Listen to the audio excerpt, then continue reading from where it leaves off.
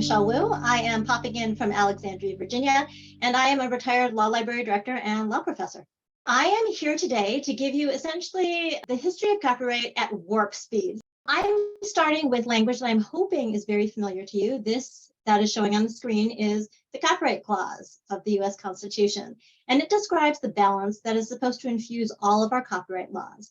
On one side, there is the interest of the author in controlling their work and making money off of it. And on the other side is the interest of the public to consume and use that information. Even though this is a balance, it is important to notice that the entire issue of copyright, the reason why an author has copyright, is based on the premise that the public will be able to benefit from consuming and using it. So one is conditioned on the other. So the first takeaway from the history of copyright is that copyright is intended to be a balance. The second thing that I want to talk about in the history is essentially what was it that our founders were trying to do with copyright? And I think the rationale that we hear most often is copyright is a way to economically incentivize authors to create works. Except if you look back at the history to find the correspondence that occurred with lawmakers to decide this is the right language, we should actually create copyright, that doesn't entirely match the description of a financial incentive. And so I will tell you what the rationale was that was offered by authors at the time. They would say, I have created this book. I think that this book would be to the benefit of society, but I'm afraid to publish it without any copyright protection because pirate publishers will come in, take that work, copy it, sell it, and not pay us anything. So ultimately, the reason why the Copyright Clause was adopted was not to say that the author has a right to profit, but it was to say the author has a right to stop other people from profiting off of their work without paying them. Ultimately, this is a case of an unjust enrichment. So the second thing that I want to take away from copyright is that it is an equitable principle, right? It is based on justice more than anything else. So now let's take a look at how copyright was practiced. So for about the first 180 years, I would say that what the founders had intended with the Copyright Clause actually came into being. Infringement lawsuits were primarily against commercial actors and for-profit uses. The general public, on the other hand, was largely in, I would say, blissful ignorance of copyright. These lawsuits made no difference to their lives.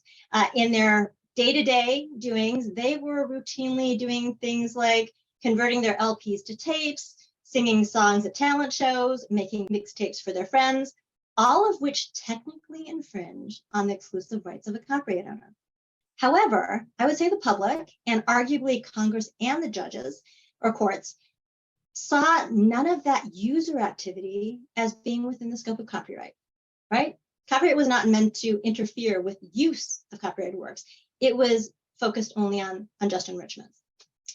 And that immunity, I think, of the public from interference by a copyright owner had help in the form of the physical formats in which copyright works were embodied. So when you're taking a physical book, the only way to control someone's use of that book is to physically be in the same space with them at the same time.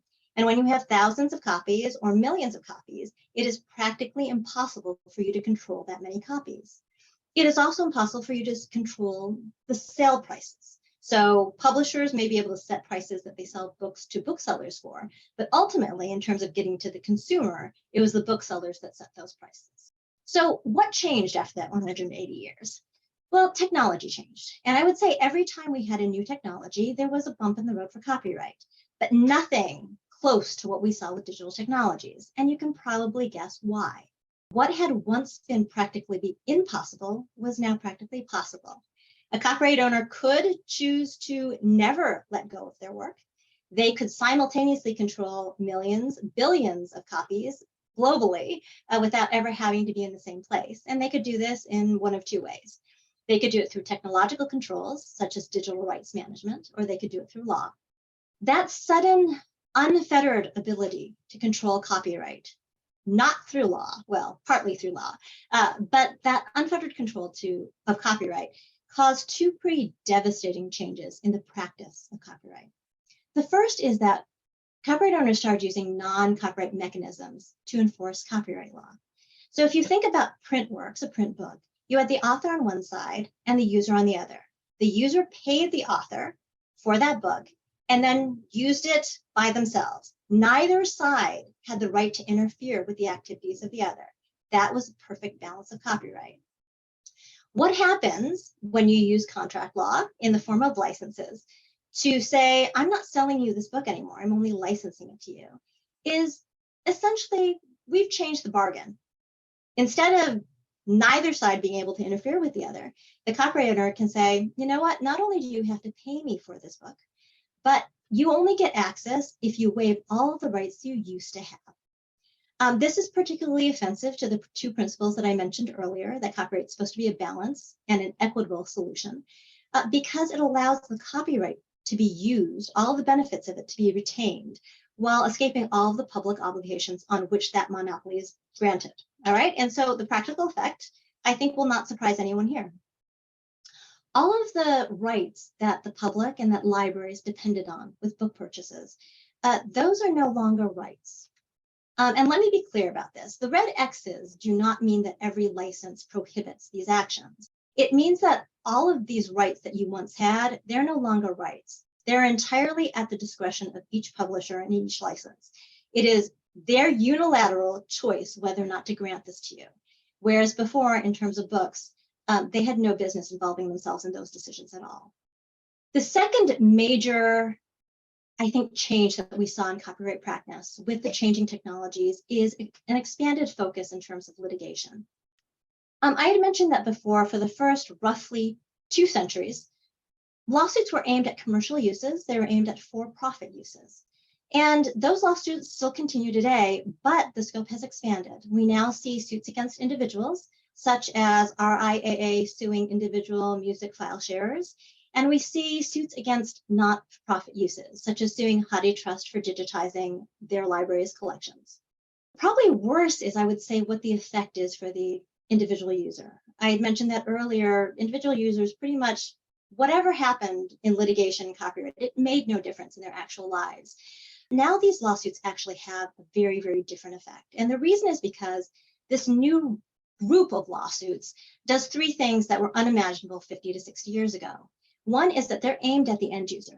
And I will use the Sony case as an example. The Sony case is also called the Betamax case. And essentially there, studios said, you know, it should be illegal, or it is illegal, for home users to be recording TV shows. Even though they sued a commercial entity, Sony, who was the maker of the Betamax, their goal was to stop the users, the end users, from recording anything. These lawsuits are also aimed at controlling normal, not-for-profit use. And in this, I'll use the example of the current case against the Internet Archive and library lending. This case involves controlled digital lending, and I don't have a lot of time to get into it. I know Leela will. But my summary of what publishers are trying to do here is they're trying to say that they have the right to dictate how libraries lend the materials that they acquire. Very different purpose of these lawsuits is that they aim to restrict access to works that the user has a legitimate right to access. And I can use both of the previous cases, Sony and Hachette, to demonstrate this. So in Sony, they were trying to stop a user from home recording. That user had paid for access or otherwise had legitimate access to these TV programs, either by paying through cable or because the programs were broadcast programs that were available to everyone. In the Internet Archive case, it is trying to stop users from getting access to library materials that their library has obtained for them, I should say. All of that probably sounds a little depressing. So I do want to end on a slightly higher note, which is to say there are avenues to restore balance and equity to copyright. Some of them are listed here. And there are many, many public interest organizations, as well as libraries and people, including many of the panelists, that are involved in one or more of these efforts.